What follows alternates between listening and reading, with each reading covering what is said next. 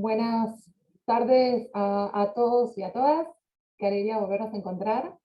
Hoy voy a tener el enorme placer de presentar bueno, al disertante, pero también a la moderadora, una persona muy querida. Así que bueno, les voy a comentar, la charla de hoy se llama Una visión integradora sobre la salud mental y la discapacidad. El disertante de hoy será el doctor Guillermo Daniel Vileo y la moderadora, nuestra gran querida Alicia Taliercio. Cuestiones administrativas. Como siempre, las preguntas que le quieran realizar al doctor Dileo lo podrán hacer a través del chat, que al finalizar la conferencia se las voy a leer. También vamos a compartir un link en Google Form durante la charla, no ahora, en unos minutos, así que no nos agarre la ansiedad. En unos minutos voy a compartir un link para que ustedes puedan acreditar su asistencia y en el transcurso de la semana se lo enviaremos. Así que bueno, Ali, te cedo la palabra para que hagas la presentación formal del doctor Vileo, y desde ya agradecerles a todos y todas por estar presentes aquí. Muchas gracias, Ari. Muchas gracias a todos y cada uno, como siempre digo desde el fondo de mi corazón, por estar aquí presentes, siguiendo en esto que se ha transformado en un clásico de los lunes. Les comento que a partir de la semana entrante vamos a volver al horario de las 16 horas, espero que puedan, porque muchos disertantes que ya estarían para disertar en los próximos lunes, a las 18 se les complica. Así que volvemos a nuestro antiguo horario de 2 años y medio, casi 3 años ya. Bueno, hoy es un lujo para mí presentar al querido doctor Guillermo Daniel Vileo, quien es titular de la Defensoría número 3, especializada en salud mental y adicciones, pero es un titular con mayúscula, con el cual he trabajado con muchísimo cariño y muchísima vocación en todos estos años de transcurso de la magistratura. Es profesor adjunto de la Cátedra de Teoría General del Proceso y el titular del Taller de Organización y Formación del Poder Judicial. Esto, por supuesto, que es un currículum súper abreviado que nos pasó Guille, de todo el extenso de que él investiga, estudia y sigue siempre para adelante en ayuda de los demás, fundamentalmente de las personas con capacidades restringidas. Guille, además, realmente lo considero un amigo de la facultad, un amigo del alma. Guille, querido, todo el auditorio es para vos. Gracias por estar, Guillermo. Bueno, buenas tardes, muy amables, gracias. Como siempre, exagerás con los elogios, Alicia. Yo te voy a hacer recíproco, sabés que te sé refractaria a los elogios, pero bueno, yo transito en la justicia desde hace 45 años, son muchos, hace algunos en la magistratura, y he tenido el placer, francamente el placer de aprender de Alicia, no solamente derecho, que eso, digamos, si bien es importante, uno puede aprender de un libro. Aprendí de ella lo que es el manejo humano, lo que es humanizar la justicia.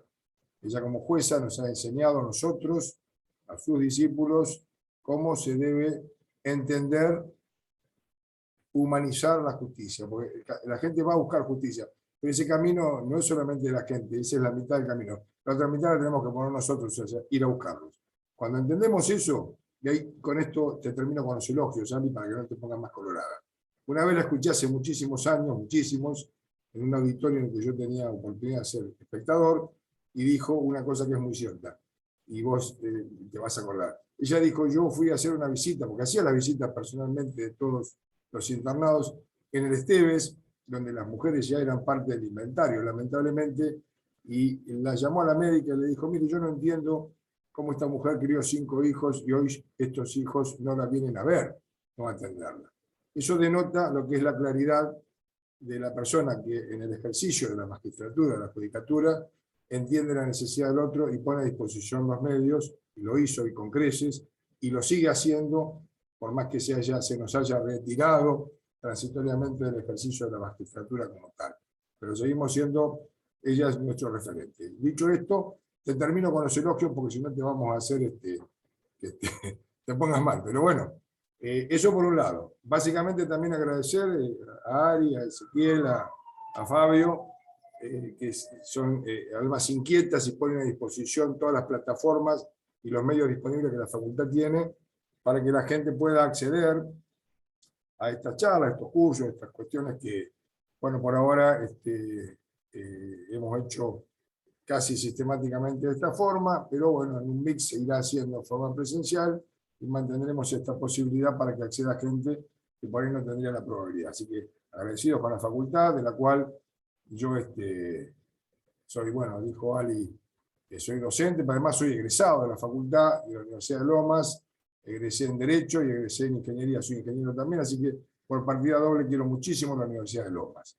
Y en mi función como defensor oficial, yo estoy a cargo de la primera defensoría de la provincia en salud mental y adicciones, poner a disposición para ustedes, algunos sé que son estudiantes, otros son abogados, otra gente común que pueda no ejercer la profesión, pero necesitar. Yo tengo el despacho instalado en la calle Alem, 1371 en Banfield, a media cuadra de la estación de Banfield, y bueno, y poner a disposición lo que necesiten ahora, los que están estudiando, mientras estén estudiando, especialmente cuando se reciban, a los abogados en sí, que esto es lo que me enseñó Alicia, ponernos a disposición, es decir, brindar aquellas herramientas que tenemos nosotros y ofrecerlas y compartirlas con ustedes.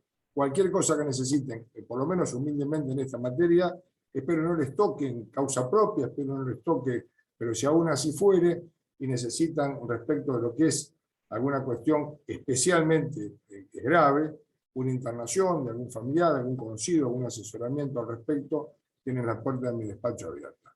Dicho esto, vamos a tratar de focalizarnos un poco, muy compactadamente, porque los tiempos nos dan para explayarnos demasiado, en el área específica que tiene que ver con esta cuestión que aborda la salud mental y las adicciones, que obviamente van de la mano. Y hay un tercer componente de esta pata que hace a esta crisis, que nos aborda a todos, que tiene que ver también con la violencia, de la cual no es mi especialidad, pero se intercruzan y se retrocruzan los caminos de personas con problemas de violencia a consecuencia de la salud mental, de las adicciones y viceversa.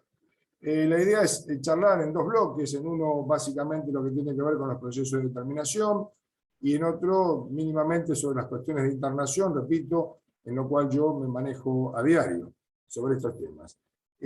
Por lo pronto, nosotros hasta hace poco escuchábamos y seguimos escuchando que la enfermedad del futuro iba a ser la salud mental. Bueno, les aviso, nos hemos dado cuenta ya, y si no alguno nos enteró, el futuro ya se nos cayó encima. La pandemia nos puso en evidencia, corrió un velo, y el problema de la salud mental es hoy, no es el futuro, es hoy. O sea, a todo lo que ya conocíamos y a todos los agravantes, se sumó la pandemia, que fue lo que hizo el clic para que nos diéramos cuenta lo que significa atravesar una situación de emergencia sanitaria a nivel mental. Yo no soy médico, no voy a hacer ninguna exposición al respecto, pero la realidad es que si nosotros sufrimos un confinamiento forzoso, en situaciones de riesgo y demás, imaginen ustedes lo que sufren las personas que están internadas.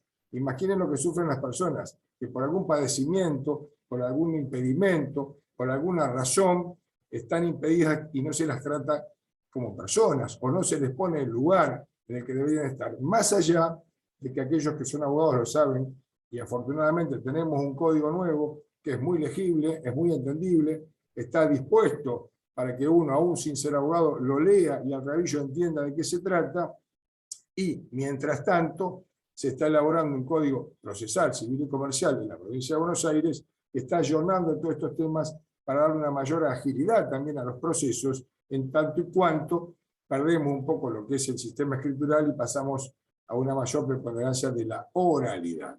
Es decir, que en esto estamos, atravesando todavía una pandemia, padeciendo todavía cuestiones que han sido consecuencia del encierro, todos, a todos nos ha afectado en algún lado, en mayor o menor medida, esta cuestión. Pero bueno, sobre esta base, esto a lo mejor como oportunidad también nos puede servir para entender aquello que decía hace un ratito, cuando decimos que tenemos que ir a buscar el problema para darle alguna solución con las herramientas que tengamos nosotros disponibles. A veces no son muchas, a veces hay que ser ingeniosos, pero bueno, lo que hay que tener es la voluntad de resolverlo. Y sobre esta base, para no tenerle miedo a lo que es la palabra discapacidad, para no tenerle temor a lo que es la palabra adicción, internación, debemos justamente, dando una visión un poco más receptiva de todo esto, para intentar o brindar o inventar, poner en crisis este sistema que nos abordó a todos para dar mejores soluciones. Respecto a esto, yo no quiero ser muy tecnicista en cuanto a los artículos, pero nos vamos a posar en 10 o 12 artículos que son los que nos dan a nosotros la pauta, la idea de lo que tiene que ver sobre la capacidad. El Código Civil y Comercial nuevo, que es el que brinda inclusive un nuevo paradigma en este sentido, a este respecto, e incorporó, entre otras cosas, cuestiones que vienen de la mano de la Ley de Salud Mental, la Ley 26657. Yo, Ali lo sabe, yo soy medio crítico de la ley, no por la ley en sí misma, sino por la implementación. Es una ley que nace en el 2010, con muy buenas intenciones. Hoy por hoy dio 10 años para que se desmanicomialice, ese era el término. La realidad es que no se hizo eso, pero tampoco se hizo otra cosa. O sea, no se terminó con lo malo, pero no se creó lo nuevo, que sería lo bueno. Por eso soy crítico. Entonces, estamos aplicando una ley que es excepcional, si la tuvieras que instaurar en Suiza, en Suecia, algún país nórdico, esto que tienen todo resuelto. Acá nos falta mucho. Pero bueno, es la ley que tenemos, así se recepciona el Código Civil, y como tal, como gente de derecho, la respetamos. Respecto a la ley de fondo, que es el Código Civil y Comercial, establece, cuando habla de capacidad, que la capacidad en respecto a la persona es en cuanto a que ejerce derechos y asume obligaciones. Estas obligaciones y estos derechos nacen de artículos del Código que ya de por sí nos hacen entender la importancia que tiene esto, porque la capacidad se presume. Pero como en el foro penal la inocencia se presume, indubio pro reo, o en el derecho laboral, acá hay un ex juez laboral que quiero mucho, el doctor Gustavo Cosentino, y él me aseverará al respecto el indubio pro operario, o sea, son apotemas de la ley respecto al que está en condiciones de más vulnerabilidad para darle derecho en beneficio a él. Entonces, respecto a la capacidad es presumida. Y respecto a cualquier cuestión que tenga que ver con la incapacidad, tiene que ser demostrada a través de una serie de mecanismos o procesos, lo que antiguamente se llamaba insania curatela, que sonaba muy feo, hoy se llama determinación de la capacidad.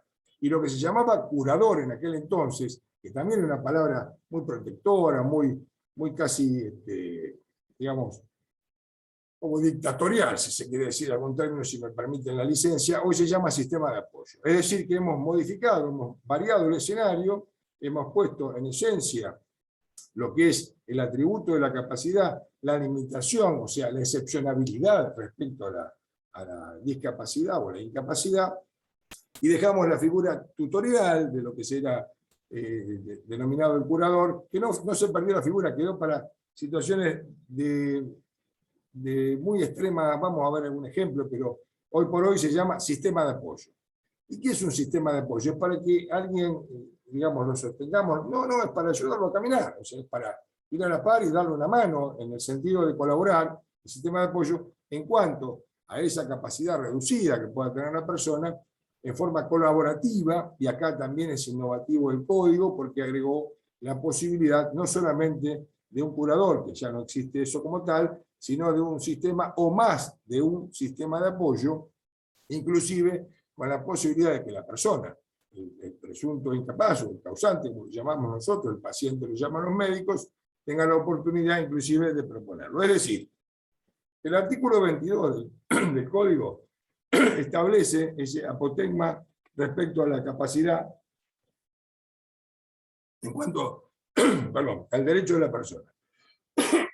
Me disculpo. Y en cuanto a la incapacidad, el artículo 24 enumera taxativamente cuáles son los casos de incapacidad, pero especialmente el inciso C, que es el que nos interesa a nosotros, habla de una sentencia judicial firme, o sea, pasada por cosas juzgadas. Es decir que no solamente yo presumo la capacidad de la persona, sino que para determinar esa incapacidad tengo que tener una sentencia firme que así lo decrete. Luego, más allá de lo que habla el Código Procesal, Civil y Comercial, de este procedimiento especial, que es para lo que nosotros todavía se sigue llamando insania curatela, pero bueno, esto se va a modificar con la bienvenida del Código Procesal nuevo. Luego, sobre esta base, podemos hacer base o pie también en un artículo que es el 31 del Código, que es el que establece justamente las reglas generales de la capacidad, como decía, la cual ya es presumida, y respecto a la incapacidad desde el punto de vista absolutamente excepcional. Por otra parte, le endilga al Estado la obligatoriedad de lo que se llama evaluaciones interdisciplinarias. Dejamos de lado ya la idea de que el médico es el que determina cuál es la capacidad de la persona. No, primero que es un equipo interdisciplinario. Y respecto a lo que tiene que ver con esas limitantes en esa capacidad, hay un papel activo, un rol activo del juez, del nuevo juez, que surge, digamos, de la evolución del derecho, que ya en el Código Civil se ve recepcionado en cuanto a la facultad del juez, que ya no es un mero espectador en el proceso, sino que es un director, una persona que toma activamente decisiones, especialmente en el foro de familia, y esto permite también esa proactividad, esa proacción de parte del juez, darle la oportunidad, como vamos a ver también, de que la persona sea escuchada. El juez tiene la obligación, antes de dictar sentencia, de tener frente a sí al causante, a la persona. Es una persona con una limitación, no es más que eso. Y las limitaciones, repito, tienen que estar específicamente circunscritas en la sentencia. Y sobre ellas, específicamente circunscritas, los sistemas de apoyo. Yo le quiero dar igual una impronta, si me lo permiten, porque ustedes como abogados, o futuros abogados, en su gran mayoría, han perdido a lo mejor el hilo o la idea, o no lo saben, o no lo han visto. En estas materias, en estos temas, hay mucho para trigar, mucho para trillar. O sea, hay trabajo para hacer. Hay los artículos, y yo si se los leo textualmente, van a ver que le están hablando a ustedes como abogados. Doctores, doctoras, acá tienen un campo de trabajo que hay que echarle mano y nada más.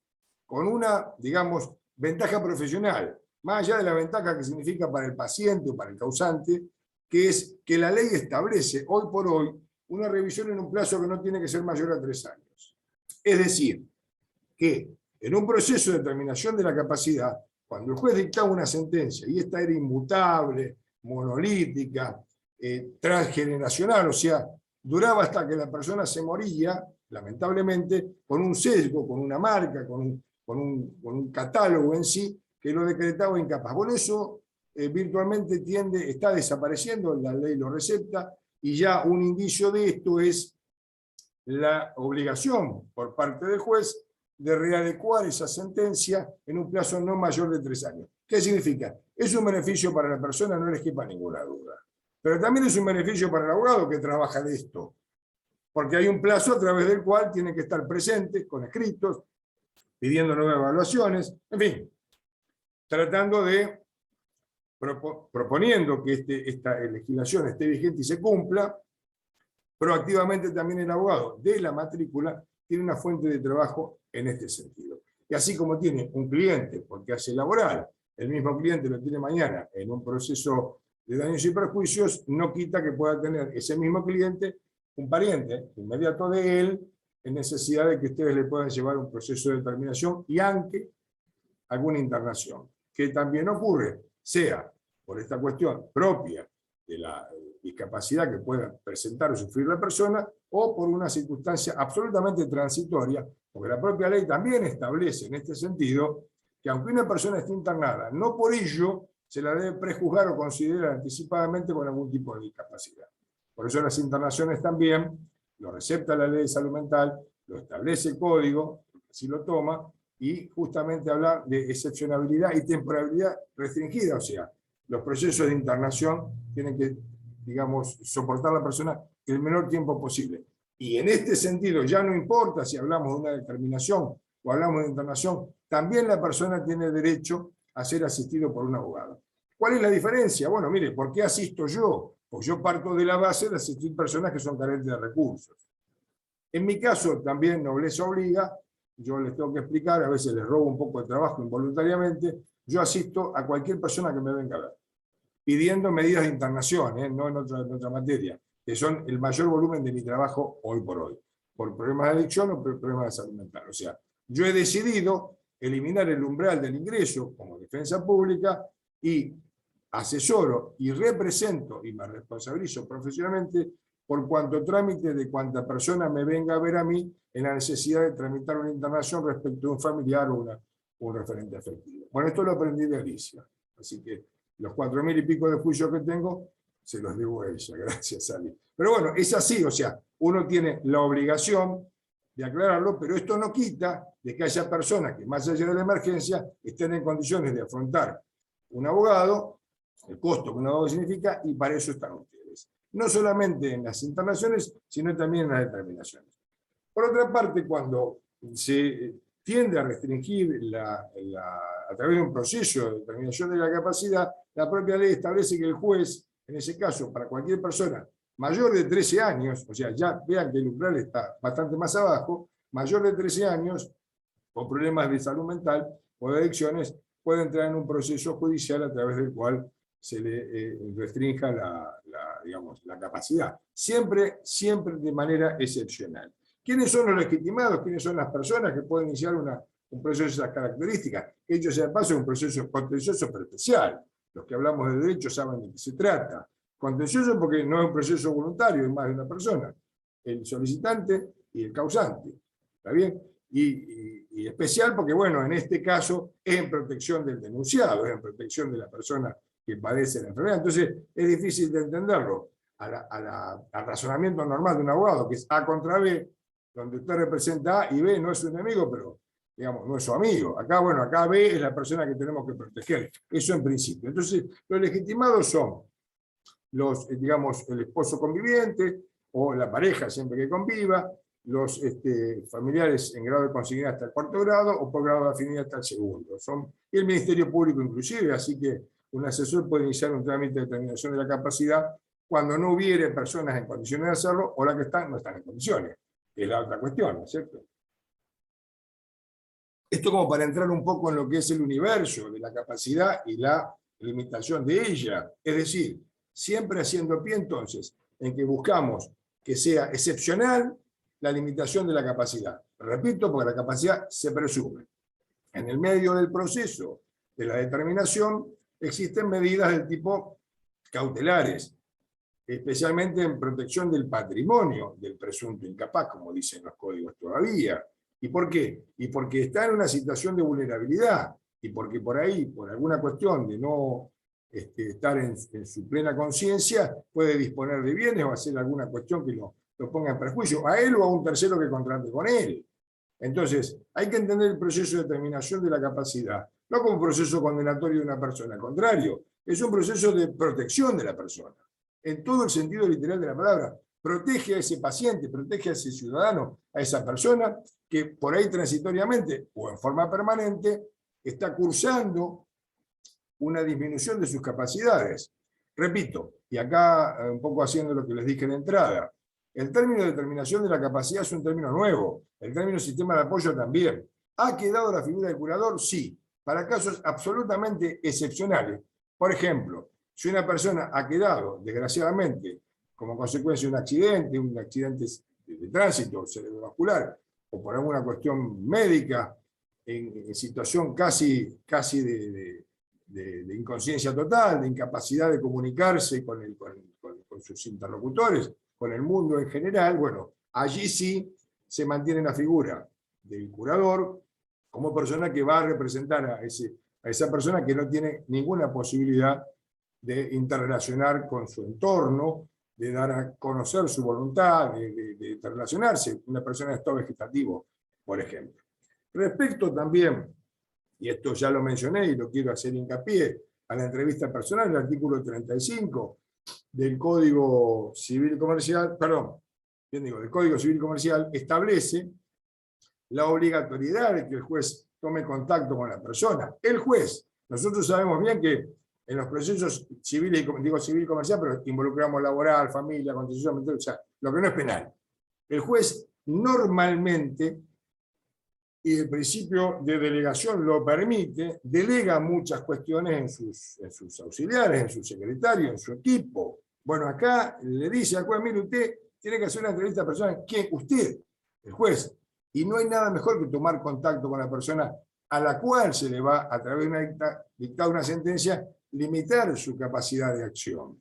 Entonces, esta entrevista es de suma importancia y les puedo asegurar que se cumple. Además, con asistencia del Ministerio Público, un defensor que lo asista, el sistema de apoyo o los sistemas de apoyo. Es decir, esto hace a que el entorno de la visión que le vamos a dar nosotros a las cuestiones que tienen que ver con la capacidad, desde ya se dan cuenta que se han humanizado. Pero si no lo entendiéramos así como lo entendió Alicia en su momento, o lo entiendo yo hoy por hoy, ante la duda que no lo entienda el juez, el código se lo marca el juez.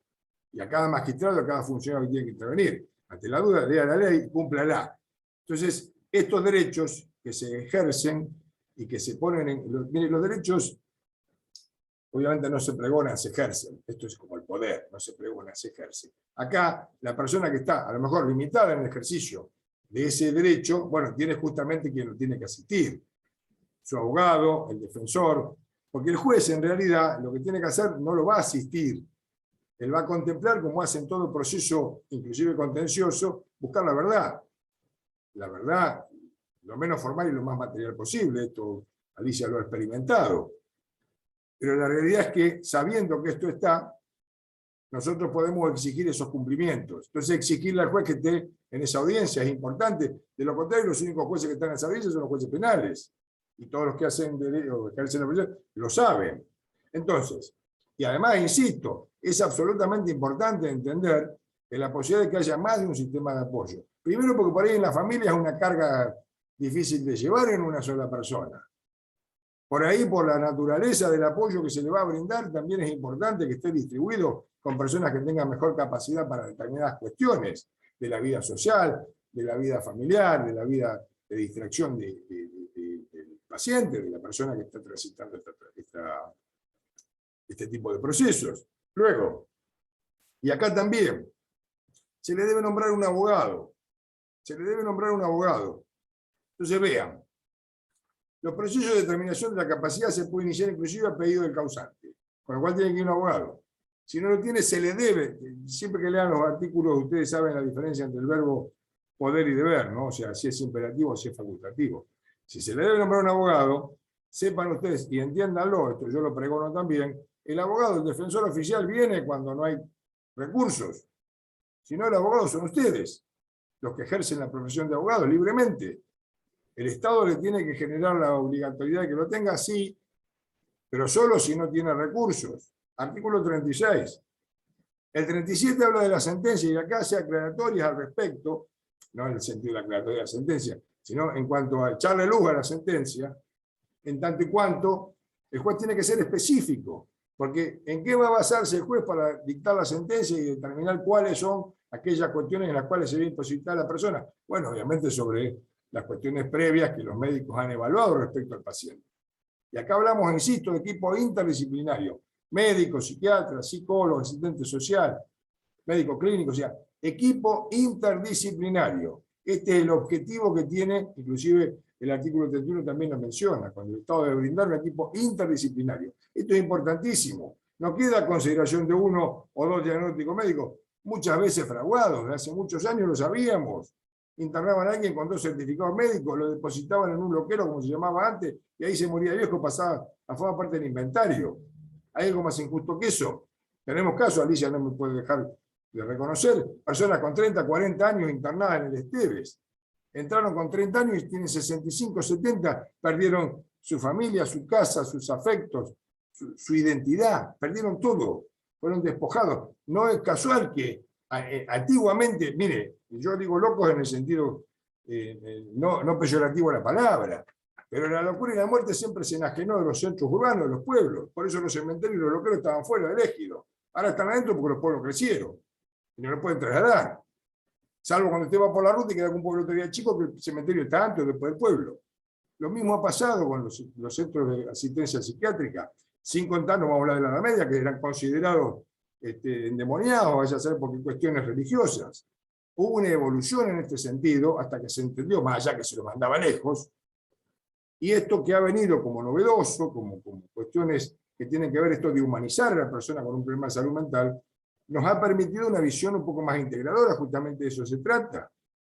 Entonces, no es justo que una persona esté 30 años viviendo despojada de todos sus afectos, su familia, sus cosas y su identidad. Pero si así fuera, y ya llegamos 30 años después, por lo menos lo que le quede por transitar en su vida, que tenga un abogado. Yo hago las visitas personalmente, las he hecho, bueno, todos lo saben. Yo voy a visitar a todos, tengo más de 1.200, tuve más, ahora no he hecho el arqueo, porque no estamos haciendo visitas por el tema de la pandemia. Pues llegué a tener 1.200 internados. Y a todos ellos los he ido a visitar personalmente, voy yo. Esto es importante para el paciente, que encuentre a alguien que le dice, ¿qué necesitas? Y lo escucha. Como para el médico que ve que, mirá que viene el defensor, ojo, che, mirá, dale, no le des un placebo, dale, atendelo bien, fíjate que se bañe, fíjate que se cambie, fíjate que se cuide, cuídalo.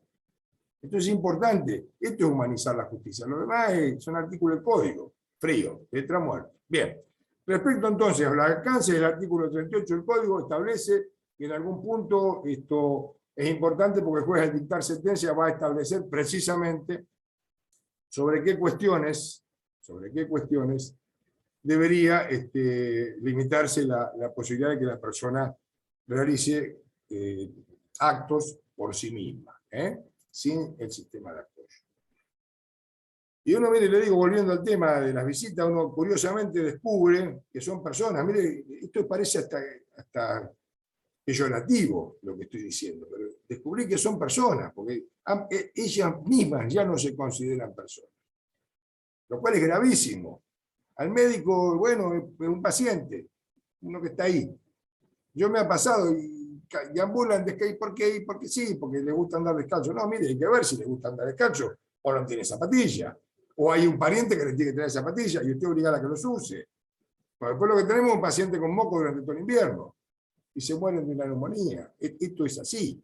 Entonces, esto lo entendemos de esta manera o seguimos hablando de artículos del código fríamente.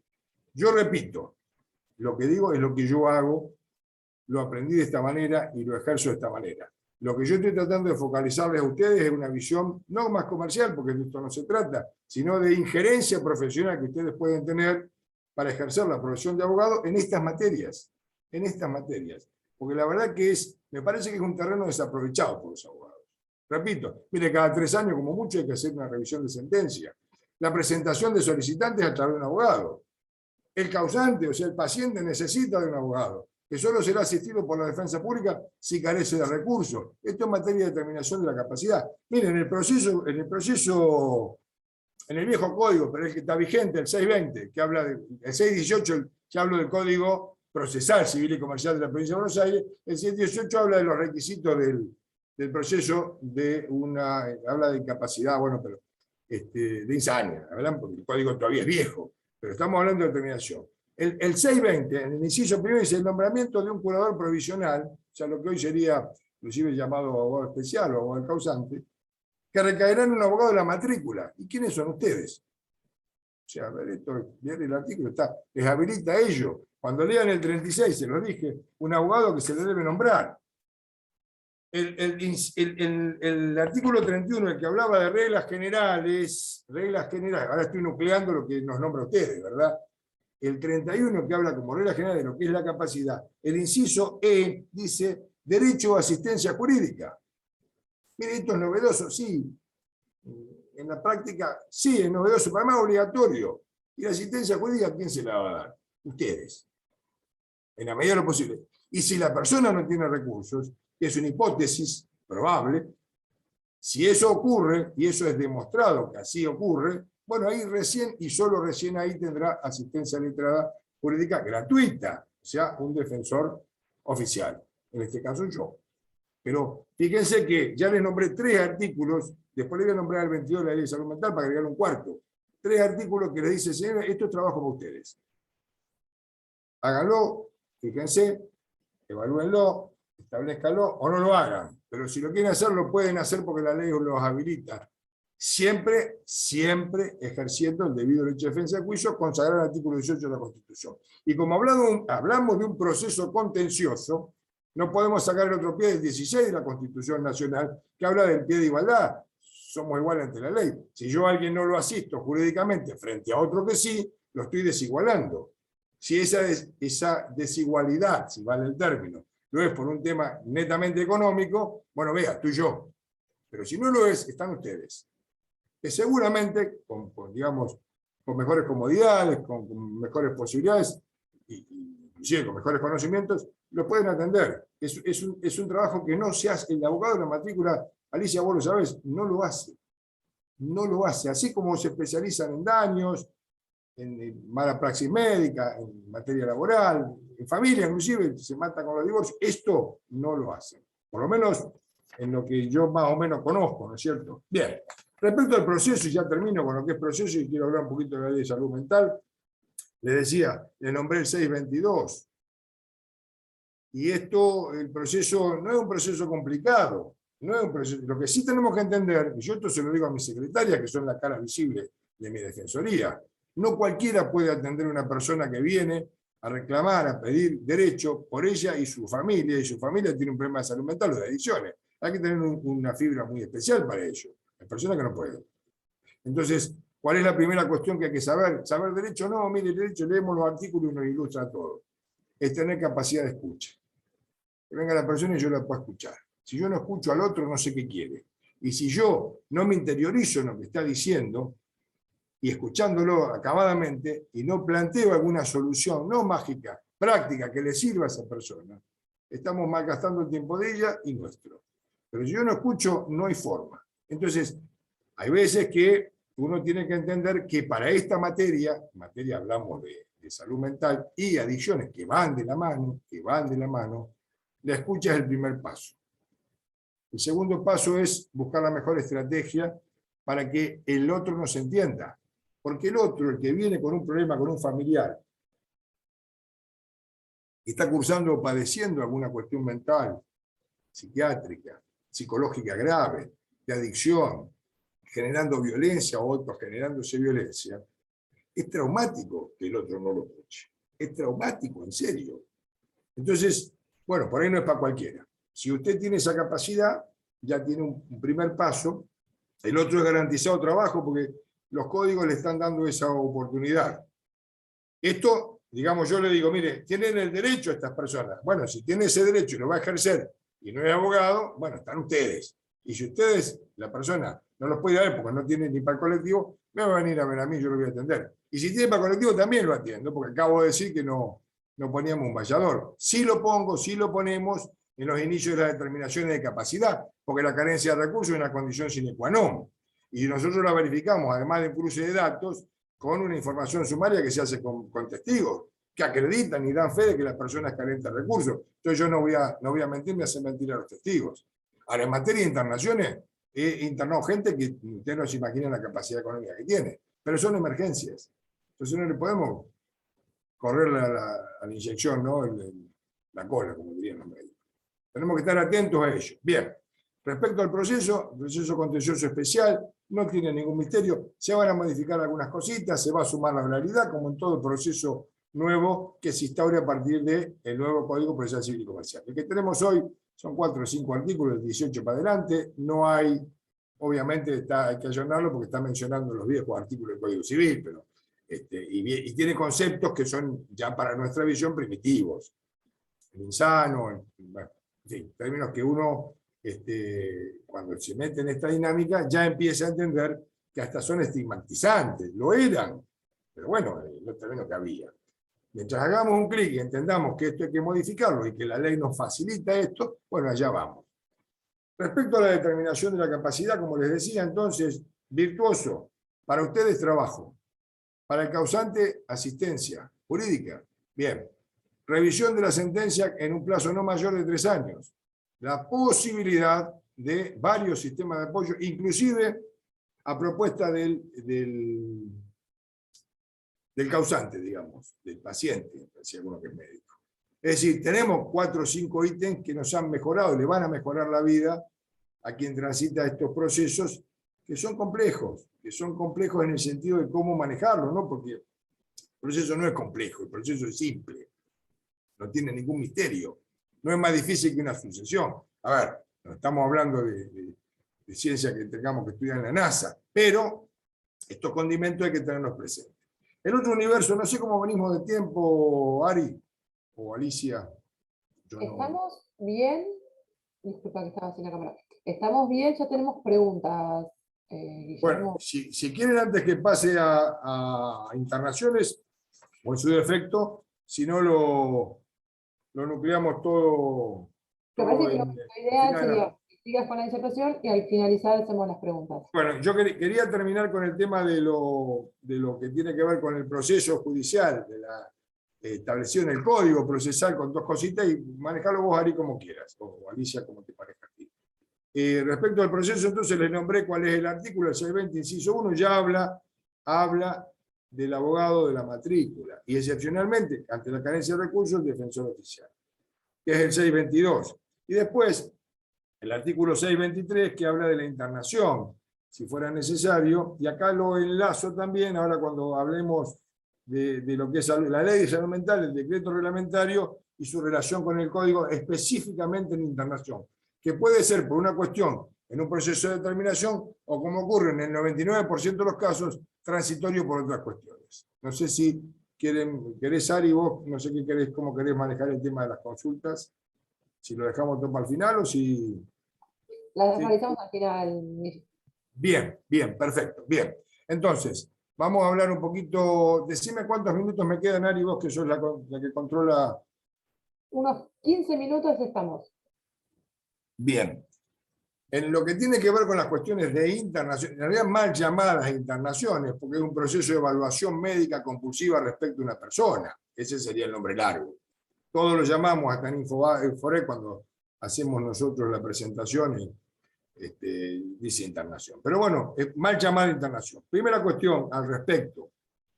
Cualquiera de nosotros, nos puede pasar a nosotros mismos, o a cualquier persona llegada nuestra, tener o cursar por alguna circunstancia. Mire, yo esto lo digo cada vez que tengo oportunidad que ir a una charla, ¿no? Una vez me acuerdo que yo, en otra actividad que tenía yo dentro del Poder Judicial, no en la actividad como defensor, una persona con una discapacidad que no podía subir porque la teníamos que atender, yo tengo la oficina en el primer piso. Bueno, de hecho la tengo en el primer piso, ahora me parezca mentira.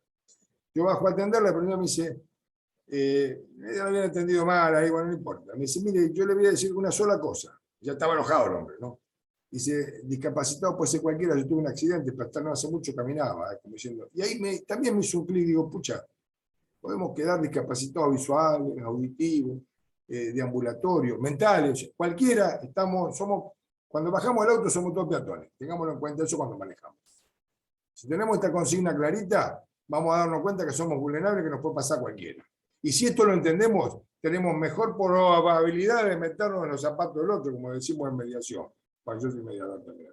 Entonces, que es esa empatía que hace que uno pueda meterse en los zapatos del otro para entenderlo. A esto me refiero cuando hablo de estas cosas.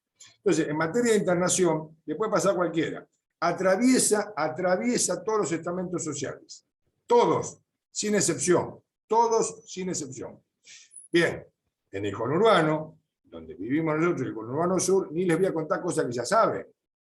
El flagelo que significa estar conviviendo con las cuestiones que tienen que ver con las drogas.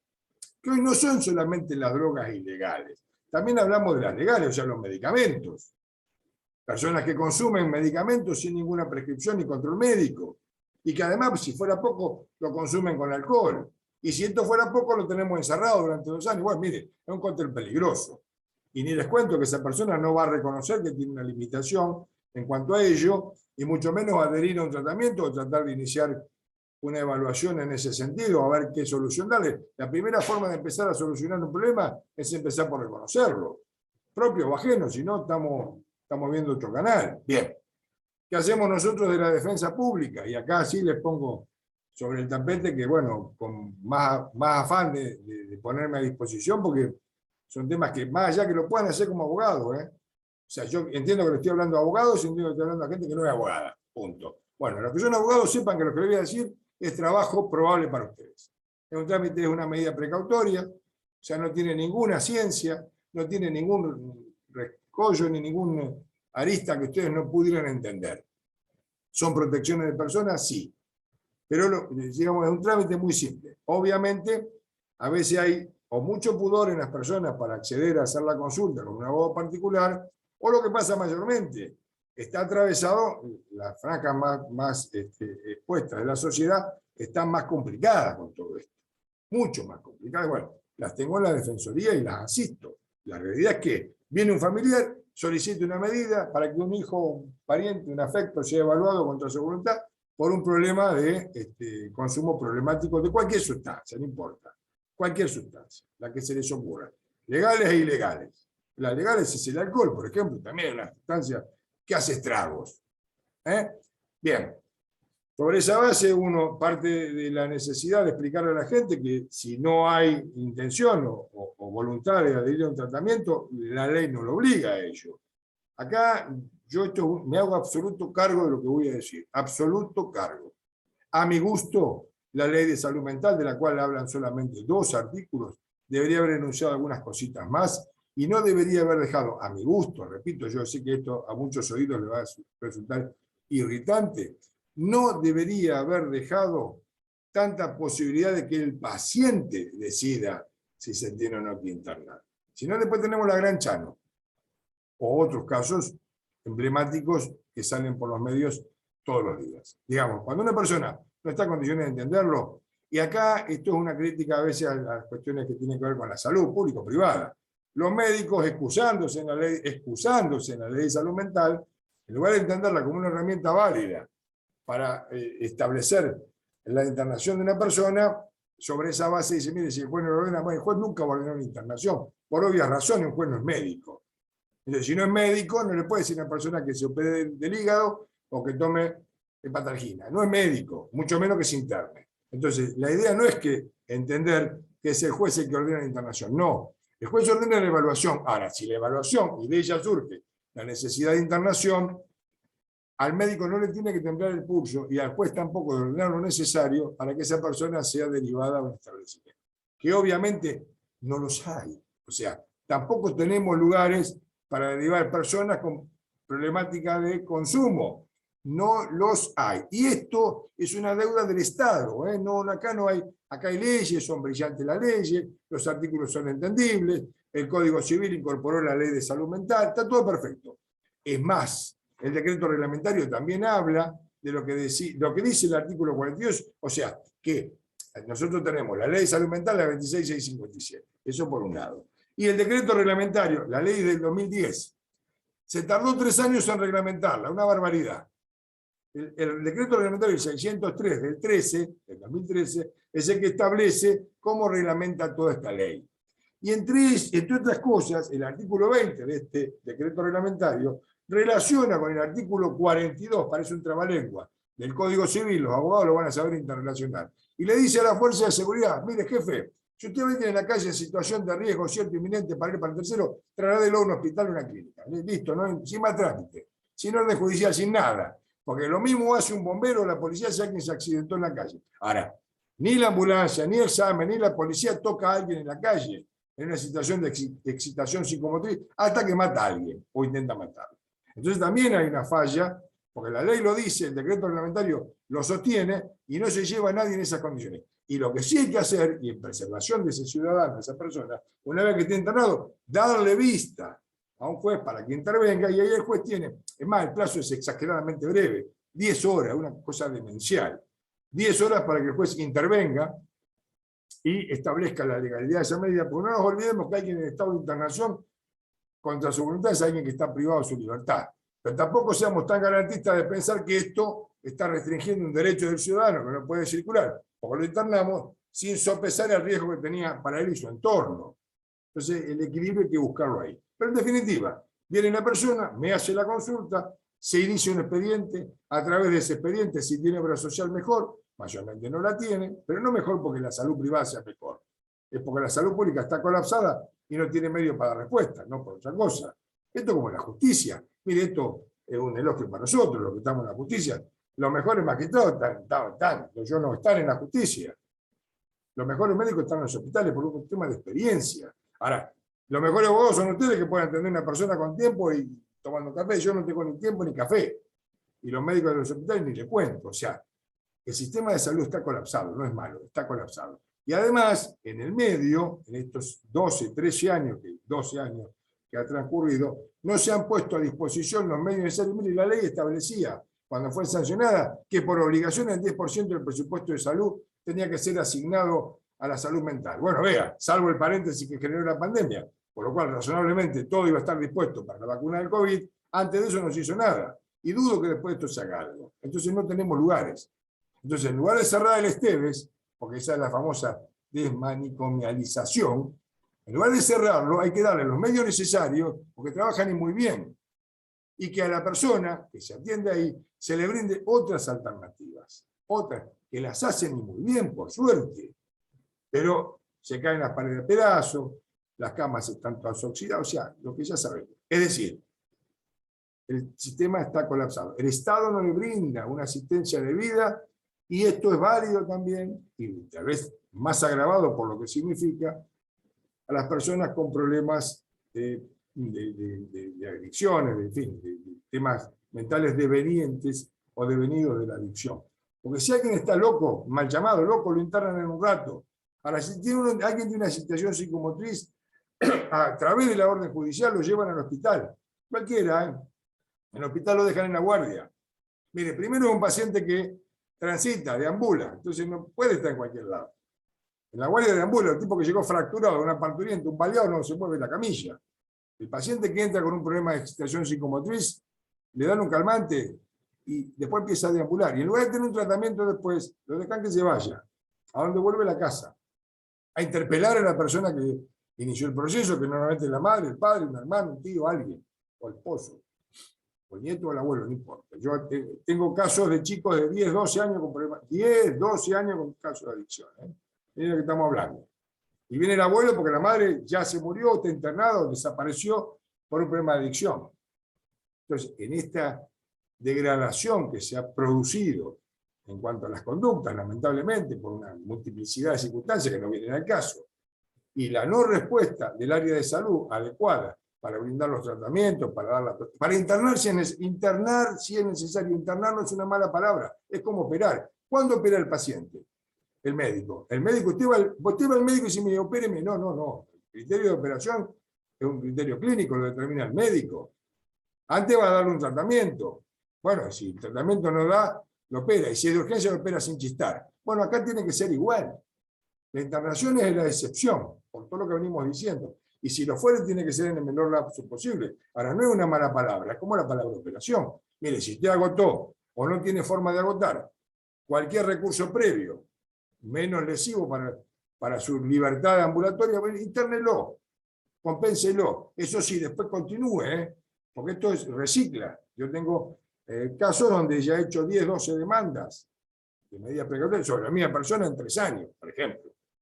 Entonces, si usted después al paciente no lo continúa, no le brinda un tratamiento, no le brinda una protección, si no le enseña o le explica a la familia, y si no le pone a disposición algunas herramientas, bueno, vea, es un caso que se pierde en las estadísticas después. O sea, terminó preso, terminó muerto, terminó. Esta es la verdad. Entonces, nosotros también instauramos, y con esto termino, en la defensa pública, a mucho pulmón y mucho trabajo, un sistema, yo ya alguna vez lo he explicado, en alguna charla anterior, hacemos un ABC, tiempo normal, olvídense de la pandemia, vamos a retomarlo, en tiempo normal, ¿cuál es el primer paso? Siempre el último, el C, el expediente judicial, y el B son inventos nuestros, permitidos por la ley. Paso A, viene la persona, pide una medida de evaluación por el hijo, porque es adicto, porque se droga, por lo que sea. Bueno, le ofrecemos la posibilidad de citarlos al equipo técnico nuestro. La persona viene con el pariente que lo está asistiendo y le asistimos y le damos asistencia psiquiátrica, psicológica, en fin. La otra, si es más complicado y no vendría, tenemos un paso intermedio antes del expediente, que tenemos un convenio con el municipio de Almirante Brown, institucional es esto, y otro con el de Loma de Zamora. Nosotros oficiamos, yo como magistrado puedo ordenar, al área de salud, convienen con el familiar, se hacen presentes en el domicilio, le brindan asistencia sin ambulancia, sin policía, sin escándalo. Hay que pensar lo que es una medida en un barrio periférico, cuando la madre hizo que vaya el patrullero de la ambulancia y el chico salió disparando y desaparece 3 días. Y después le quiere volver porque los vecinos le dicen, mirá, me trajiste la gorra. ¿Ok? Bien. Si eso no da resultado, porque llegamos tarde o porque se agotó el paso 1 y se agotó el 2, nos queda la judicialización. Entonces voy y le toco el timbre a Alicia. Alicia, mira, acá tengo esta medida. Y ella ordena todo. Obviamente, con la premura del caso, viene una persona hoy, a las 8 de la mañana y a las 9 le hice la demanda. a las 10, hoy inclusive no tiene que ir a ningún lado, la subo al sistema, sorteo un juzgado. Si tengo suerte, la receptoría me adjudicó un juzgado hoy, mañana el juzgado resuelve y en 2 o 3 días se realiza en el día o al otro. Pero bueno, algunos juegos se toman algunos días más, pero en el lapso de una semana tengo las órdenes. A la persona no la hago ir a mi defensoría. Si tiene capacidad para manejarse por mail, se la mando por mail a la casa. Porque hay que entender también que la persona que viene ella, un vecino, un amigo, un pariente, se trasladaron 2 colectivos, ir y venir. ¿Saben lo que significa eso para esa persona? Ese día no come si llega hasta el colectivo. No come. Entonces, tratamos, si no entiende, alguna persona que entienda, le mandamos los oficios por mail. Yo los mando a su vez a la municipalidad, oficialmente. Además los llamo para decirle, mire, tratamos de brindarle lo mejor. Ahora, el proceso judicial de internación es el menos efectivo de todos, pero no por pérdida, por celeridad, porque no da efecto, no produce efecto, porque volvemos al punto que le dije hace un rato, lo cazan de los pelos, va la ambulancia, va el patrullero, grita en el barrio, se lo llevan al hospital, y para cuando la madre volvió, el pibe ya no está ni en el hospital ni en el barrio. Entonces le generamos un nuevo problema. Por eso escuchar y brindar alternativas, porque hay que convencer a una persona que viene que se quiere llevar un papel con un sello, de que no se lleve un papel con un sello para internarlo, porque yo no lo voy a internar y cuesta poco. Hay que hacer un trabajo casi de docencia para explicarle eso y asumir el riesgo, porque por ahí en el medio hubo una desgracia y ya la justicia no hizo nada. No, flaco, hicimos mucho más, porque después a mí esa persona me reporta. O sea, el área de salud me cuenta que pasó, y ¿sabe qué? Me tomo la molestia de llamar y decir, mire, acá me dicen que usted tiene que ir con su hijo a hacer tratamiento. ¿Qué está haciendo? O sea, es mucho más trabajo. Esto es una forma ingeniosa de buscar alternativas u otros caminos, porque los expedientes en sí, para un gran renglón de la población, inclusive para nosotros, a veces son un incordio, son un problema nuevo, y hay que evitarlo. Yo sé que ustedes son hombres de derecho, muchos, pero hay que evitarlo, porque estas herramientas también están disponibles para ustedes. Usted también como abogado puede instaurar o intermediar o resolver o plantear ante un órgano de salud, ante un municipio, lo que fuere, una asistencia para un asistido suyo si no tuviera. Bueno, esto es, corriendo un poco, cuál es la idea de cuál es la visión que le damos a los temas de salud mental y a los temas de internación, pero muy, muy, muy abuelo del dron, para no ser tan antiguo y hablar de los pájaros. Esto espero les sirva. Yo vuelvo a decir lo que dije cuando comencé. Estoy a disposición. De última, después, si vos querés, Ari, el teléfono oficial, yo tengo 2 mails oficiales, la dirección, creo que se la di. Si te parece, Guillermo, lo que podemos hacer es, si alguna persona está interesada en comunicarse con vos, que nos escriba un email al email donde se anotaron y nos ponemos en contacto. Dale, dale. Pues yo soy medio primitivo con la tecnología y no me acuerdo ni el teléfono oficial. No pasa, no te preocupes. Vos me entendés, ¿no? Sí, pero no bueno, pasa. igual poné a disposición y si te consultan a través tuyo, yo les brindo digamos, la gauchada, lo que necesiten. Che, estamos para eso, ¿no? Bárbaro, brillante, Guillermo. Y tengo varias preguntas. Recuerden que las preguntas son a través del chat. Así que si alguna persona quiere realizar alguna, ya tengo varias, pero si alguna persona quiere alguna pregunta más, sí o sí pone el chat. Así que bueno, Guillermo, Si alguno te preguntó si falta mucho, sí, ya terminado, porque algunos se aburren. No, nadie me preguntó eso, quédate tranquila. Me preguntaron y me han dicho cosas muy bonitas. Te lo voy a leer. Dice, un placer escuchar al doctor Lileo, quien con lenguaje claro, concreto, explica con trinchera temas tan vigentes como el proceso de internación y de restricción de la capacidad jurídica. Así que te halagaron el lenguaje también. Bueno, pero yo soy refractario a eso, debe ser como hace Alicia. Damos por entendido que hay gente que también sobrevalora las cuestiones nuestras. Ellos no los lean, vos invitate nada más a alguna consulta más técnica, ¿viste? Algo que... No, es que me pareció precioso. Te agradezco el piropo, te agradezco el piropo. Ahora que estoy poniendo en este momento en el chat, sí, el mail a la que ustedes los tienen que enviar y nosotros vamos a poner en contacto con el doctor Lileo. Dale. Pero empiezo con las preguntas. Doctor, hay una pregunta que dice que quiere que hablen del artículo 3 de la ley 26657. El artículo 3, mirá, Sí. si tiene que ver con la cuestión de las adicciones, yo te lo voy a decir porque aquí dice definición. Lo que hace el artículo 3 de la ley de salud mental hace una definición a mi gusto innecesaria. Por eso también soy crítico en este sentido. Porque las leyes no están para hacer descripciones innecesarias de qué entendemos por tal o por cual cosa. sino es darle soluciones. En todo caso, porque después repiten lo que es el decreto reglamentario. Si vos querés, yo lo leo, pero dice definición. En el marco de la presente ley se reconoce la salud mental como un proceso y empieza a discurrir, sacan el violín, le mandan un par de serenatas, y está muy lindo. Pero es una definición que la pueden encontrar en cualquier libro, inclusive en el código, porque el código recepta esto. Pero es una definición. No la critico como tal, sino que digo que si no estaba para la ley era lo mismo. Pues la ley lo que me diga son soluciones. Esto es así. Tengo que tener un artículo que me diga, mire, ante esta situación ocurre esto, y esta es la solución que le brindo. Si no nos quedamos en la parte, esta ley se quedó mucho en lo discursivo. Hay un órgano de revisión también. Bueno, hay que ver quién lo compone, cómo lo conforma. Yo tengo algunos entuertos también con los, para no decir discusiones, con los órganos de revisión. Ni les cuento con los defensores especializados de Cava, que cuando una persona está internada salen corriendo a decirle que tiene todo el derecho de irse. No, flaco, ¿quién sos para decirle que tiene derecho de irse? Si el médico le dijo que tiene que estar internado. Está bien, pero a veces se mezclan los roles y la definición. No lo leo, es largo, el artículo 3 tiene hasta el inciso D, pero bueno, son definiciones y se debe partir de la presunción de la capacidad de todas las personas, cosa que yo ya había dicho cuando les leí el artículo 21. ¿Ok? ¿Alguna otra? Sí, tenemos varias. ¿Podría repetir cómo se llama, cómo se denominan las mal llamadas internaciones? No, en realidad son medidas precautorias. Esto es genérica. Es genérica. Medida precautoria. ¿Qué significa? Aquellos que son abogados saben cuál es la naturaleza. Es una medida rápida, eficiente, superficial, porque no analiza la cuestión de fondo. Pero yo les doy un ejemplo que no tiene que ver con la salud para que se entienda más fácil, que vean que hay otras. Yo tengo una persona que ejerce violencia sobre alguien, integrante de la familia, y si tenemos que hacer un juicio para divorcio, para que separar, no, mire, si el marido le pega a la mujer, el juez decreta una medida precautoria de exclusión del hogar para evitar daños mayores. Es una medida precautoria.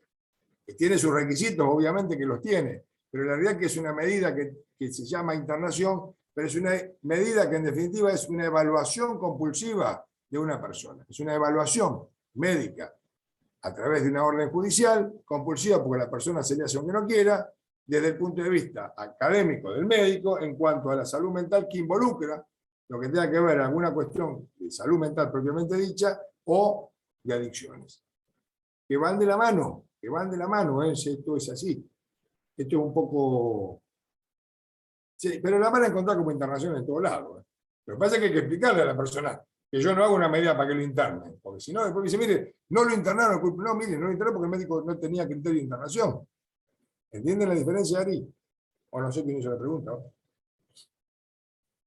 Cualquier cosa que me escriban en el chat y yo se la acerco a la tenemos otra pregunta, dice, en el caso del síndrome de Down, ¿cómo va el tema de revisar la sentencia cada 3 años? El artículo 40. Bien, la revisión de la sentencia no hace pie sobre una determinada discapacidad o incapacidad. El síndrome de Down todos sabemos que es una cuestión congénita, genética, a través de la cual, síndrome porque hay una sumatoria de cuestiones que hacen que una persona se vea afectada por una disminución. Pero así como eso ocurre, hay una graduación distinta, no es estática, respecto a los niveles por el cual una persona puede estar impedida por padecer de un síndrome de Down. ¿Qué significa? Y todos también lo sabemos, que una personita, un chiquito con síndrome de Down, estimulado, con el adecuado afecto familiar, con la adecuada educación, evoluciona a niveles sorprendentes. Entonces, esa evolución en el tiempo, sobre esta base, puede hacer que la próxima evaluación que se haga por el artículo 40 respecto a esa determinación, ante esa mejoría, se limite aún más sus limitaciones, valga el trabalenguas. O sea, tengamos menos limitaciones para imponerle. ¿Me explico? Porque evolucionó. O una persona que por una cuestión tuvo un trauma, un golpe, algo, y se vio afectada conductualmente, y se ve incapacitada y después se evoluciona o involuciona. En ese caso se gradúa la sentencia en razón de ello a través de una evaluación médica, condición sine qua non, porque vuelvo a repetir, el juez no es médico. Pero bueno, el síndrome de Down es uno de los ejemplos por los cuales, tal vez el más válido, viene bien la pregunta, porque es muy común que haya evolución en las personas a través de la estimulación, cuanto más temprana mejor. El tema es así, no, por una cuestión de seguridad los micrófonos los tenemos bloqueados, y aparte hacemos una disertación. En todo caso, después si quieren realizar alguna consulta específica con el doctor Guillermo Delio, yo les acerco para ponerse en contacto. Aclaro porque hay unas cuestiones en el chat a las que no accedo, pero bueno, aclaro, respondí a una pregunta en el chat. Tenemos otra pregunta que dice, es mi pregunta. Yo estuve internada en el hospital Esteves 3 veces por no cumplir con el tratamiento. Ahora me bajaron la medicación y sigo con el tratamiento lo más bien. Nunca me declararon discapacidad. Estoy trabajando, estudiando. Quiero saber si yo puedo ejercer la profesión de abogada y si hay alguna manera de dar por finalizar el tratamiento o tengo que esperar a que el psiquiatra lo decida. Bueno, respecto, yo si querés te leo el artículo del código que dice que la internación no presume la discapacidad. No presume, no presume. Presumir es asumir anticipadamente. Es decir, que esa persona es tan capaz como nosotros. Que haya atravesado circunstancialmente una etapa de su vida que la puso en crisis. Bueno, a todos nos ponen en crisis las cosas, más o menos. Y todos no asumimos la respuesta a esa crisis de la misma manera. Hay personas que las afecta de un punto tal o a un punto tal que por ahí requieren de un tratamiento ambulatorio o inclusive una internación. Ahora bien, esa internación, seguramente con un control médico y un plan farmacológico, lo fue para eso solo. Salvo que los médicos, a través de un certificado, lo que se llama CU, Certificado Único de Discapacidad, determinen una limitación en su capacidad y alguien, inclusive ella misma, quiere hacer la tramitación, donde se establecerá en la sentencia cuáles son sus limitaciones. Y yo el consejo que le voy a dar a esa persona, sin saber quién es que no deje de estudiar y que no deje de recibirse abogado, que va a ser un buen abogado. ¿Sabe por qué? Porque además transitó por esa situación y lo va a entender mejor que cualquiera de nosotros. Es decir, no por haber estado internado, no por haber tenido una crisis, no por haber tenido una denuncia o haber sido tachado de, lo es. Así que al contrario, eso es una motivación para incentivar a esa persona a demostrar que eso le pasa a cualquiera y que saben que es lo más importante, lo superó. Pero si quieren leer el artículo que dice esto que les acabo de decir, yo porque abruman los números, pero la ley dice específicamente eso que no se presume, a pesar de, lo busco y se lo leo, si no, la capacidad.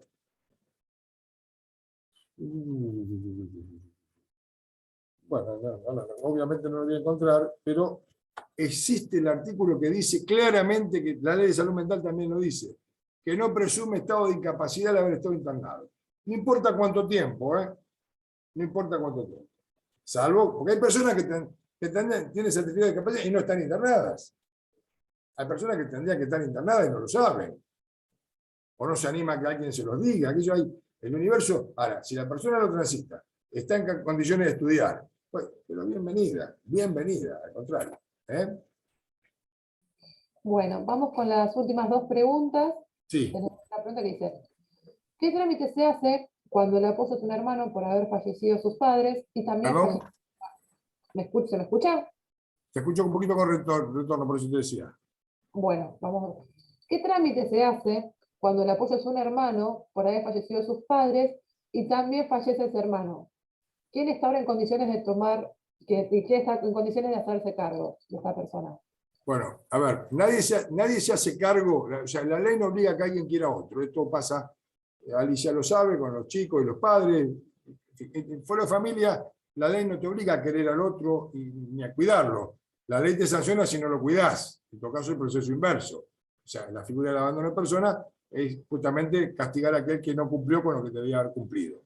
La realidad es que si el chico es menor o tiene una discapacidad y esto lo pone en una situación de vulnerabilidad y era el padre el que lo cuidaba, independientemente de que haya iniciado o no el trámite de la determinación de la capacidad, si a esto es que refiere la pregunta, y falleció, la madre no, parte de la base que no está, sino, y el hermano, que es el que podía hacerse cargo, no está. Bueno, vea, yo cuando le dije quién eran los legitimados, se lo dije, se lo repito. O sea, cónyuge no separado, el pariente 4º grado de consanguinidad, 2ª afinidad, Ministerio Público. O sea, va a la asesoría, un vecino, va a la asesoría, hace el planteo, la asesoría asume el rol promiscuo de la representación. Me quedé enganchado con el artículo la que dice que no se debe...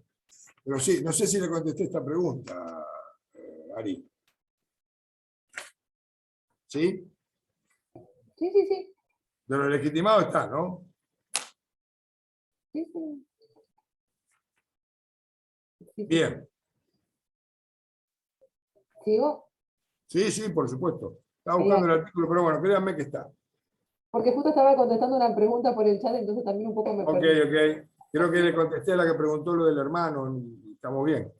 Estamos bien. Cualquier cosa igual, nada, Sí, ya, por estaba supuesto. comentando porque hay muchas personas que se quieren contactar con vos, Guillermo. Entonces les comentaba que tienen que mandar un mail y mañana le vamos a enviar tus datos a estas personas. Dale. Yo te voy a pasar Yo tengo 2 mails oficiales, uno institucional de mi defensoría, uno oficial mío y un teléfono oficial. La verdad que el teléfono oficial es más complejo porque por ahí estoy atendiendo, por ahí.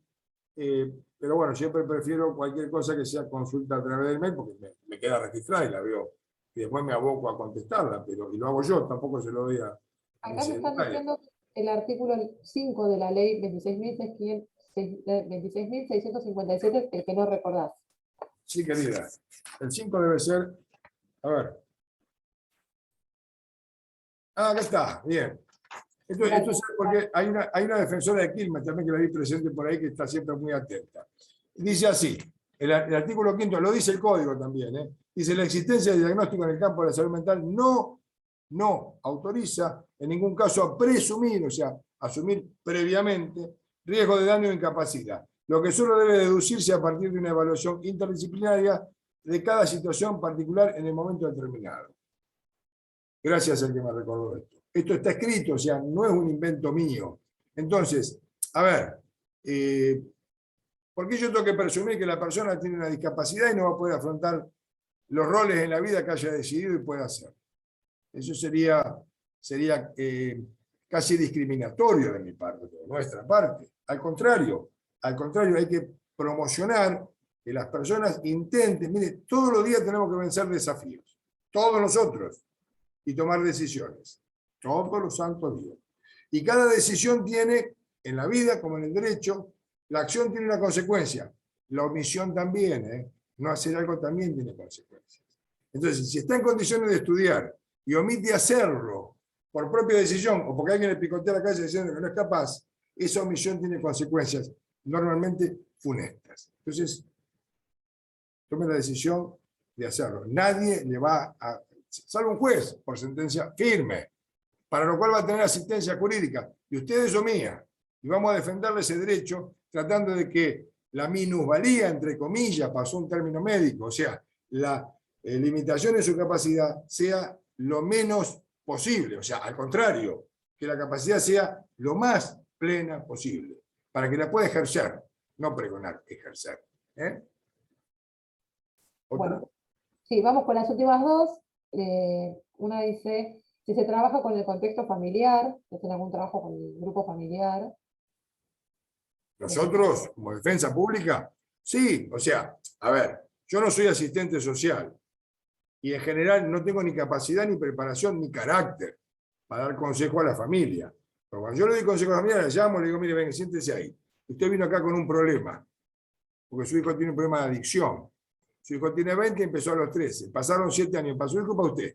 Usted vino hoy, no me pida milagros.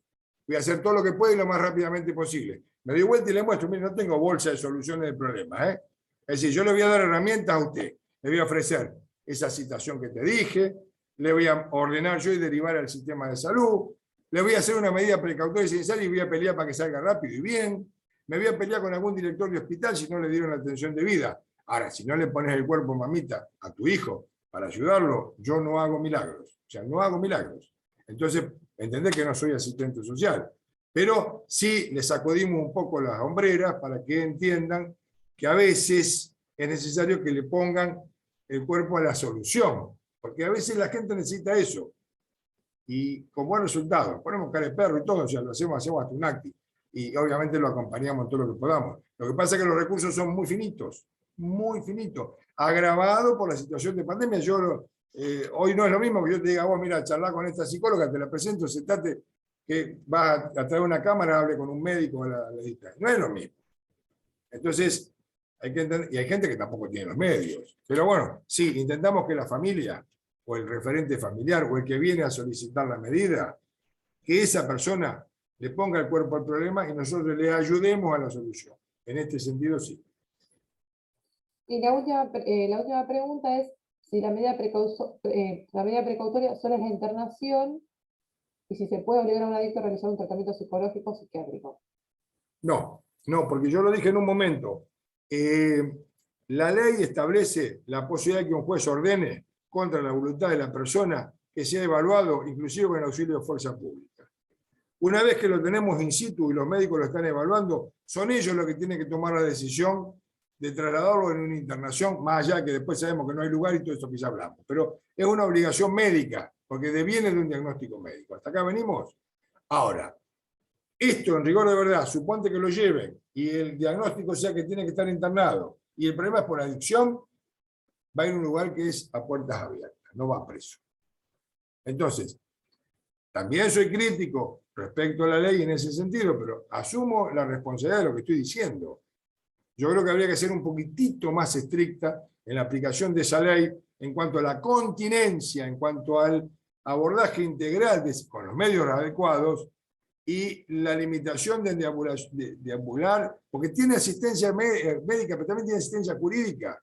No es un NN, no es un desaparecido, no hay que hacer una habeas corpus a ver dónde está.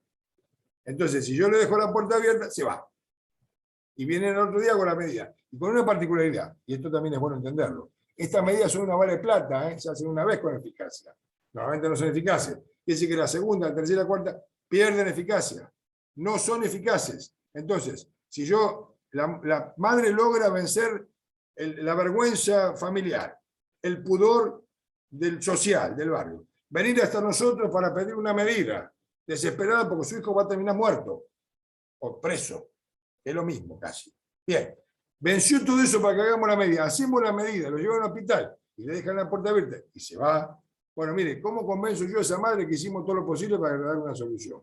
Bueno, vea, yo me puedo aplaudir porque se la saqué en 4 días la medida. ¿Aplaudido? No me decís, no. Puede, digamos, agradecer que el Poder Judicial actuó rápidamente. No, yo el juez, que también lo ordenó rápidamente. Ahora, si agotamos con esto, lo único que hacemos es estadística. Lo único que hacemos es... Yo un día llegué a hacer 11 medidas, 11 expedientes, 11, escuchen lo que les digo. Con el teletrabajo, ¿qué hacemos? Nos traemos la cosa, seguimos laburando de acá, firmamos de acá, Alicia lo sabe. Y ustedes la mayoría lo saben. Ahora, puedo hacer 70, que si no están los recursos después ofrecidos para proteger a esa persona, para brindarle asistencia, no jurídica, que la tiene por ley. Ahora, si yo le nombro un abogado a alguien que esté internado y se me escapó, ¿y qué hace el abogado? ¿Le va a preguntar por dónde se escapó? No, ya se escapó. Y si hacemos la medida de vuelta, la eficacia se reduce. Y por tercera vez ya es ineficaz. Y por cuarta vez es contraproducente.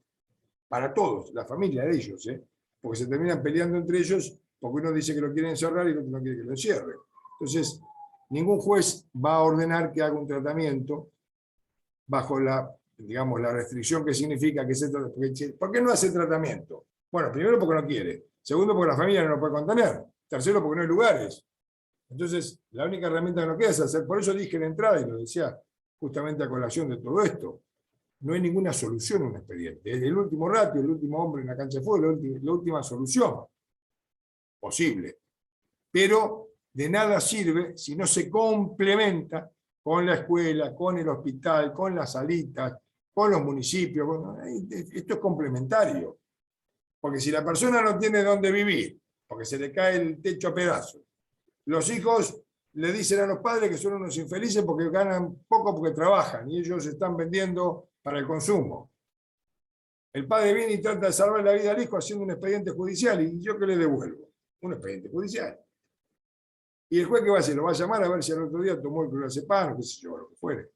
Es muy complicado. Por eso digo, la solución no es un expediente, la solución, más allá que tratamos de hacerlo, lo aconsejar lo más rápido posible, lo monitoreamos, los jueces, la verdad que hay muchos jueces que francamente uno se tiene que sacar el sombrero. Otros que no, y otros que no tendrían que ser jueces, pero esto pasa en la Avenida del Señor. La realidad es que no alcanzamos nosotros porque estamos corriendo atrás de la tortuga y no llegamos nunca. Pero bueno, es lo que estamos haciendo por ahora. Ingeniosamente le agregamos estas cuestiones novedosas o ustedes mismos que por ahí se preocupan por el tema y uno lo replica, que el plan A, que el plan B, que sí, yo, estos inventos que hacemos a ver si damos alguna solución. Pero si como contraprestación de esto no tengo un sistema de salud adecuado, no tengo una política de Estado respecto a las adicciones, ya no hablo de combatir el narcotráfico, que eso es otro tema, es un tema penal. Yo no sé quién, no sé ni me interesa. Yo tomo el último escalón, el último eslabón, o sea, el pibe que está perdido, consumiendo basura, y que además para consumir basura mata a que se le cruza. Entonces yo ni victimizo ni justifico. Estoy diciendo, vea, yo tomo ese escalón y ahí tengo que trabajar. ¿Con qué? Con lo justo, con lo opuesto. Pero si no hay una política de Estado que tome ese eslabón, pero también arranque por este, que es el que le va a proveer a miles de pibes, y estamos remando en el dulce de leche. No quiero hacer catarsis ni un mal de lágrimas, al contrario, estoy diciendo que estamos haciendo lo mejor que podemos. Pero también digo que no alcanza. Por lo menos a mí no me alcanza. Muchísimas gracias, doctor Dileo. Le voy a Ari, ceder la palabra a la doctora Taliercio para hacer el cierre. gracias a Muchísimas ti. gracias. Realmente, Guillermo, brillante. Así lo digo. Y están todos asintiendo y aplaudiendo. Brillante. Porque lo que has hecho, mi querido, es dar una mirada de la realidad que padecemos. Porque eso es nuestra realidad. Como fuese, yo lo digo y lo voy a decir hasta el cansancio, ¿cuántas veces hemos luchado porque realmente se contenga a aquel joven que está en la droga? Y la contención no son las puertas abiertas, y no es que quiera retroceder en el tiempo. La contención es que haya un sistema adecuado donde este niño o este joven pueda tener una contención psicológica, psiquiátrica, médica y también una educación que lo lleve a ver que hay otras salidas aparte de la pasta base. Eso es lo que tenemos que luchar. Eso es humanizar el derecho. Yo sigo en la lucha. Fuera del juzgado, sigo en la lucha. Y este es uno de los rubros que más me afecta, porque te estoy haciendo muchas visitas a todos los hogares y encuentro cada vez más niños más jovencitos metidos en la droga. Y me desespera. Y trato de ser como un puente entre ese niño que está en la droga y las instituciones que puedan ayudarlo. Y donde realmente, habiendo sido juez 25 años, como vos bien decís, Guille, la última instancia es el Poder Judicial, porque tengo que ayudarlos desde otros ángulos para que esto sea realmente efectivo, sin descartar lo judicial, por Dios, porque es lo que nos da y lo tenemos que tomar. Pero hay muchísimo, muchísimo todavía por trabajar en esta temática. Creo que es uno de los grupos más vulnerables y menos observados hasta el presente. Guille, gracias desde el fondo de mi corazón, en nombre mío y en nombre de todos los presentes que han quedado deslumbrados por vos. No Me exageres, encantó. no exageres. No Me exageres. encantó Gracias. muchísimo. Bueno, adelante y te vamos a seguir invitando, Guille, porque hoy diste una mirada rápida y a veces te vamos a seguir invitando para que hay muchas inquietudes para que nos vayas descifrando cosas más puntuales. Gracias, Guillermo, querido. El agradecido soy yo y gracias por la atención y bueno, a disposición para lo que necesiten. Gracias, Alice. Gracias, Ari, y gracias a los chicos de la facultad que siempre tan atentamente nos brindan estas plataformas para intercambiar opiniones. Eso no es dar clases, es intercambiar opiniones y preocupaciones a ver si entre todos se nos ocurre alguna solución que es bienvenida. Yo soy receptivo en ese sentido. Gracias, Alicia, como siempre. A vos. Te quiero mucho, cuídate. Yo también, Guille, sabés que sí. Nos vemos. Hasta luego. Bueno, mis amores, yo voy a nombrar ahora quién va a venir el próximo lunes. Recordemos que va a ser en el horario de las 16 horas de aquí en más. Va a ser el doctor Eduardo Roveda, que es abogado que ha egresado de la Universidad de La Plata, profesor titular de Derecho Civil 5 en la Universidad de La Plata, profesor adjunto de Familia y Sucesiones en la UBA, autor de varios libros, una persona, es un investigador del derecho. Y de la charla que hemos mantenido, la idea es que nos hable sobre todas las medidas precautorias en derecho de familia. Va a ser una charla, considero también muy interesante, así que los espero con el cariño de siempre. Este beso de despedida para todos y cada uno de ustedes. Gracias por estar.